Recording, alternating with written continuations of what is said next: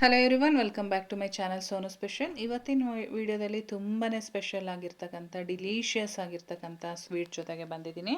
ನಾವು ಪ್ರತಿದಿನ ಯೂಸ್ ಮಾಡೋ ಅಂಥ ರಾಗಿ ಹಿಟ್ಟಲ್ಲಿ ಇವತ್ತು ಬರ್ಫಿನ ಮಾಡೋಣ. ತುಂಬಾ ಕ್ಯಾಲ್ಶಿಯಂ ರಿಚ್ ಆಗಿರುತ್ತೆ. ಟೇಸ್ಟಲ್ಲೂ ಕೂಡ ತುಂಬಾ ರಿಚ್ ಫ್ಲೇವರ್ ಇರುತ್ತೆ.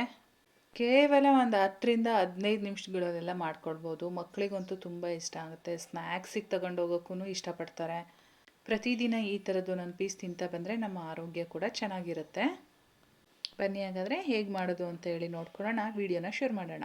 ನಾನಿಲ್ಲಿ ಮೊದಲನೇದಾಗಿ ಒಂದು ಫ್ರೈಯಿಂಗ್ ಪ್ಯಾನ್ ಇಟ್ಕೊಂಡಿದ್ದೀನಿ ಸ್ಟವ್ ಮೇಲೆ. ಇದಕ್ಕೆ 1 ಕಪ್ಪು ಸಕ್ಕರೆನ ಹಾಕ್ತಾಯಿದ್ದೀನಿ. ಸಕ್ಕರೆ ಇಷ್ಟಪಡಲ್ಲ ಅನ್ನೋದಾದರೆ ಈ ಜಾಗದಲ್ಲಿ ನೀವು ಬೆಲ್ಲ ಕೂಡ ಸೇರಿಸ್ಬೋದು. ಹಾಗೆ 1 ಕಪ್ಪು ನೀರನ್ನು ಕೂಡ ಸೇರಿಸಿದ್ದೀನಿ. ಇಲ್ಲಿ ನಾವು ಪಾಕ ತೆಗಿಯೋಂಥ ಅವಶ್ಯಕತೆ ಇಲ್ಲ. ಸಕ್ಕರೆ ಕರಗಿದ್ರೆ ಸಾಕು. ಸಕ್ಕರೆನ ಕರಗಿಸ್ಬಿಟ್ಟು ನಾನು ಪಕ್ಕದಲ್ಲಿ ಎತ್ತಿಟ್ಕೊಂಡಿರ್ತೀನಿ. ನೋಡಿ, ಇಷ್ಟು ಕರಗಿದ್ರೆ ಸಾಕು. ಇವಾಗ ನಾನು ಸೈಡಲ್ಲಿ ಎತ್ತಿಟ್ಕೊಂಡಿರ್ತೀನಿ. ಹಾಗೆ ಇವಾಗ ಇನ್ನೊಂದು ತವಾ ಇಟ್ಕೊಂಡಿದ್ದೀನಿ ನಾನಿಲ್ಲಿ, ಪ್ಯಾನ್ ಟೈಪು. ಇದಕ್ಕೆ ಒಂದು 2 ಟೇಬಲ್ ಸ್ಪೂನಷ್ಟು ತುಪ್ಪ ಸೇರಿಸ್ತಾ ಇದ್ದೀನಿ. ತುಪ್ಪದಲ್ಲಿ ನಾವೀಗ ನಾನೊಂದು 1/4 ಕಪ್ ಆಗೋವಷ್ಟು ಉಪ್ಪಿಟ್ಟು ಮಾಡ್ತೀವಲ್ಲ ಆ ರವೆನ ಹಾಕ್ತಾಯಿದ್ದೀನಿ. ಹಾಗೆ ನಾನು ಯಾವ ಕಪ್ಪಲ್ಲಿ ಸಕ್ಕರೆ ತಗೊಂಡಿದ್ನೋ ಅದೇ ಕಪ್ಪಲ್ಲಿ 1 ಕಪ್ಪು ರಾಗಿ ಹಿಟ್ಟನ್ನು ಕೂಡ ಸೇರಿಸ್ತಾ ಇದ್ದೀನಿ. ಚೆನ್ನಾಗಿ ಹುರ್ಕೊಳ್ಬೇಕು. ಇವಾಗ ಒಳ್ಳೆ ಘಮ ಬರೋಕ್ಕೆ ಶುರುವಾಗುತ್ತೆ. ಅಲ್ಲಿವರೆಗೂ ಚೆನ್ನಾಗಿ ಹುರಿಬೇಕಾಗತ್ತೆ. ಒಂದು 6ರಿಂದ 7 ನಿಮಿಷ ಲೋ ಮೀಡಿಯಮ್ ಫ್ಲೇಮಲ್ಲಿ ಇಟ್ಕೊಂಡು ಹುರ್ಕೊಳ್ಬೇಕು. ಹೈ ಫ್ಲೇಮ್ ಮಾಡಿದರೆ ಬೇಗ ಸೀದೋದಂಗೆ ಆಗುತ್ತೆ. ಹಾಗಾಗಿ ಲೋ ಮೀಡಿಯಮ್ ಫ್ಲೇಮಲ್ಲಿ ಇಟ್ಕೊಂಡು ಘಮ ಬರೋವರೆಗೂ ಹುರ್ಕೊಂಡಿದ್ದೀನಿ. ಅದು ಚೆನ್ನಾಗಿ ಹುರಿದಿದ್ದಾದಮೇಲೆ ನಾನೀಗ ಸಕ್ಕರೆನ ಕರಗಿಸಿದ್ನಲ್ವ, ಅದನ್ನು ಮತ್ತೆ ಸ್ಟವ್ ಮೇಲೆ ಇಟ್ಕೊಂಡಿದ್ದೀನಿ. ಸ್ವಲ್ಪ ಬಿಸಿ ಮಾಡ್ಕೊಳ್ತಾ ಇದ್ದೀನಿ. ನಾವು ಇಲ್ಲಿ ನಮ್ಮ ಮುಂಚೆನೇ ಹೇಳ್ದಂಗೆ ಪಾಕ ತೆಗಿಯೋಂಥ ಅವಶ್ಯಕತೆ ಇಲ್ಲ.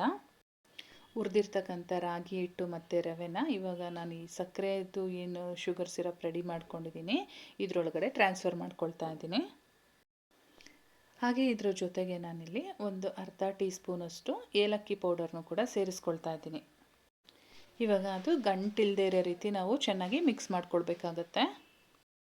ನಾವು ರಾಗಿ ಹಿಟ್ಟು ಹಾಕಿರೋದ್ರಿಂದ ಕಲರ್ ಈ ರೀತಿ ಇರುತ್ತೆ. ಸೊ ಕಲರ್ ನೋಡಿ ಟೇಸ್ಟು ನಾವು ಡಿಸೈಡ್ ಮಾಡೋದು ಬೇಡ. ಯಾಕೆ ಅಂತ ಅಂದರೆ ಆ ಟೇಸ್ಟ್ ಅಂತೂ ತುಂಬಾ ಚೆನ್ನಾಗಿರುತ್ತೆ. ಈಗ ನೋಡಿ ನಾನು ಚೆನ್ನಾಗೆಲ್ಲ ಮಿಕ್ಸ್ ಮಾಡಿದ್ದೀನಿ. ತೆಳುವಾಗಿದೆ ಅಲ್ವಾ, ಅದು ಸ್ವಲ್ಪ ಗಟ್ಟಿ ಬರಬೇಕು. ಅಲ್ಲಿವರೆಗೂ ನಾವು ಫ್ರೈ ಮಾಡಬೇಕು. ಅಂದರೆ ಸುಮಾರಾಗಿ ನಾವಿಲ್ಲಿ ಒಂದು 7ರಿಂದ 8 ನಿಮಿಷಗಳ ಕಾಲ ಈ ರೀತಿ ಫ್ರೈ ಮಾಡ್ಕೊಳ್ಬೇಕು. ನಾನು ಮಧ್ಯದಲ್ಲಿ 1 ಟೇಬಲ್ ಸ್ಪೂನಷ್ಟು ತುಪ್ಪನ ಸೇರಿಸ್ಕೊಂಡಿದ್ದೀನಿ. ಅದು ಎಷ್ಟು ಶೈನಿಂಗಾಗಿ ಕಾಣಿಸ್ತಾ ಇದೆ ನೋಡ್ತಾ ಇದ್ದೀರಾ ಅಲ್ವಾ ತುಪ್ಪ ಹಾಕಿದ್ದಕ್ಕೆ. ಹಾಗೆ ಟೇಸ್ಟು ಕೂಡ ತುಂಬಾ ಚೆನ್ನಾಗಿ ಬರುತ್ತೆ. ಅದು ಚೆನ್ನಾಗಿ ತುಪ್ಪ ಹೀರ್ಕೊಂಡ್ಮೇಲೆ ನಾನು ಮತ್ತೆ ಇನ್ನೊಂದು ಟೇಬಲ್ ಸ್ಪೂನಷ್ಟು ತುಪ್ಪನ ಸೇರಿಸ್ಕೊಂಡಿದ್ದೀನಿ. ನಾನು ಇವಾಗಲೂ ಕೂಡ ಅಷ್ಟೇ ಹೈ ಫ್ಲೇಮ್ ಮಾಡ್ಕೊಂಡಿಲ್ಲ, ಮೀಡಿಯಮ್ ಫ್ಲೇಮಲ್ಲೇ ಈ ರೀತಿ ಫ್ರೈ ಮಾಡ್ಕೊಳ್ತಾ ಇದ್ದೀನಿ. ಸೊ ಈಗ ನೋಡ್ತಾ ಇರೋರು ಯಾರ್ಯಾರೆಲ್ಲ ಇನ್ನೂ ಚಾನಲ್ಗೆ ಸಬ್ಸ್ಕ್ರೈಬ್ ಆಗಿಲ್ವೋ ದಯವಿಟ್ಟು ಸಬ್ಸ್ಕ್ರೈಬ್ ಮಾಡ್ಕೊಳ್ಳಿ. ವಿಡಿಯೋಗೊಂದು ಲೈಕ್ ಮಾಡಿ. ಇವಾಗ ನೋಡಿ ಗಟ್ಟಿಯಾಗಿದೆ ಅದು. ಕೈಗೂ ಕೂಡ ಎಲ್ಲೂ ಅಂಟ್ತಾ ಇಲ್ಲ. ನೋಡಿ, ಕೈಗೂ ಕೂಡ ಎಲ್ಲೂ ಅಂಟ್ತಾ ಇಲ್ಲ. ತುಂಬ ಚೆನ್ನಾಗಿ ರೆಡಿಯಾಗಿದೆ. ನಾನಿದ್ದೀನಿ ಇವಾಗ ಒಂದು ಟ್ರೇ ತೊಗೊಂಡಿದ್ದೀನಿ, ಇಲ್ಲಿ ಬರ್ಫಿ ಟ್ರೇನ. ಇದಕ್ಕೆ ತುಪ್ಪನ ಅಪ್ಲೈ ಮಾಡಿದ್ದೀನಿ ಅಂಟದೇ ಇರಲಿ ಅಂತ ಹೇಳ್ಬಿಟ್ಟು. ತುಪ್ಪ ಅಪ್ಲೈ ಮಾಡಿ ಇವಾಗ ಏನು ರೆಡಿ ಮಾಡ್ಕೊಂಡಿದ್ದೀವಿ ಅದನ್ನು ಇದರೊಳಗಡೆ ಹಾಕ್ಕೊಳ್ತಾ ಇದ್ದೀನಿ. ಇದನ್ನು ಇವಾಗ ಈಕ್ವಲ್ ಮಾಡ್ಕೋಬೇಕು. ಅಂದರೆ ನಾವು ಬರ್ಫಿ ಈ ಥರ ಕಟ್ ಮಾಡಬೇಕಲ್ವ, ಹಾಗಾಗಿ ಸ್ವಲ್ಪ ಈಕ್ವಲ್ ಮಾಡಿಕೊಂಡು ಸರಿ ಮಾಡ್ಕೊಳ್ಬೇಕಾಗುತ್ತೆ. ಸ್ಪೂನ್ಗೆ ಸ್ವಲ್ಪ ತುಪ್ಪ ಹಾಕ್ಕೊಂಡು ಈ ರೀತಿ ಮಾಡೋದ್ರಿಂದ ಮೇಲ್ಗಡೆ ಸಾಫ್ಟಾಗಿ ಬರುತ್ತೆ, ಎಲ್ಲೂ ಕೂಡ ಅಂಟೋದಿಲ್ಲ.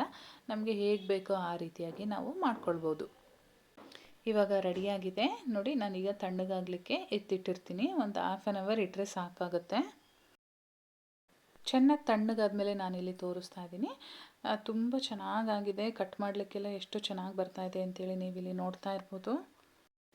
ನಮಗೆ ಯಾವ ಶೇಪಲ್ಲಿ ಬೇಕೋ ಆ ಶೇಪಲ್ಲಿ ಕಟ್ ಮಾಡ್ಕೊಳ್ಬೋದು. ಡೈಮಂಡ್ ಶೇಪಲ್ಲಿ ಬೇಕು ಅಂದರೆ ಡೈಮಂಡ್ ಶೇಪಲ್ಲೂ ಕೂಡ ಮಾಡ್ಕೊಳ್ಬೋದು. ನಾನಿಲ್ಲಿ ಸ್ಕ್ವೇರ್ ಶೇಪಲ್ಲಿ ಕಟ್ ಮಾಡ್ತಾ ಇದ್ದೀನಿ. ಸೊ ನೋಡಿದ್ರಿ ಅಲ್ವಾ ಎಷ್ಟು ಈಸಿ ರಾಗಿ ಬರ್ಫಿ ಮಾಡೋದು ಅಂತ ಹೇಳ್ಬಿಟ್ಟು. ಸೊ ಇವತ್ತಿನ ವಿಡಿಯೋ ನಿಮಗೆಲ್ಲ ಇಷ್ಟ ಆಗಿದೆ ಅಂತ ತಿಳ್ಕೊಡ್ತೀನಿ. ಇಷ್ಟ ಆಗಿದರೆ ವಿಡಿಯೋಗೊಂದು ಲೈಕ್ ಮಾಡಿ, ಶೇರ್ ಮಾಡಿ, ಸಬ್ಸ್ಕ್ರೈಬ್ ಮಾಡ್ಕೊಳ್ಳಿ. ಫೇಸ್ಬುಕ್ಕಲ್ಲಿ ನೋಡ್ತಾ ಇರೋರು ಫಾಲೋ ಮಾಡೋದಂತೂ ಮರಿಬೇಡಿ. ನಾನು ಮತ್ತೆ ಸಿಗ್ತೀನಿ ಮುಂದಿನ ವಿಡಿಯೋದಲ್ಲಿ. Thank you.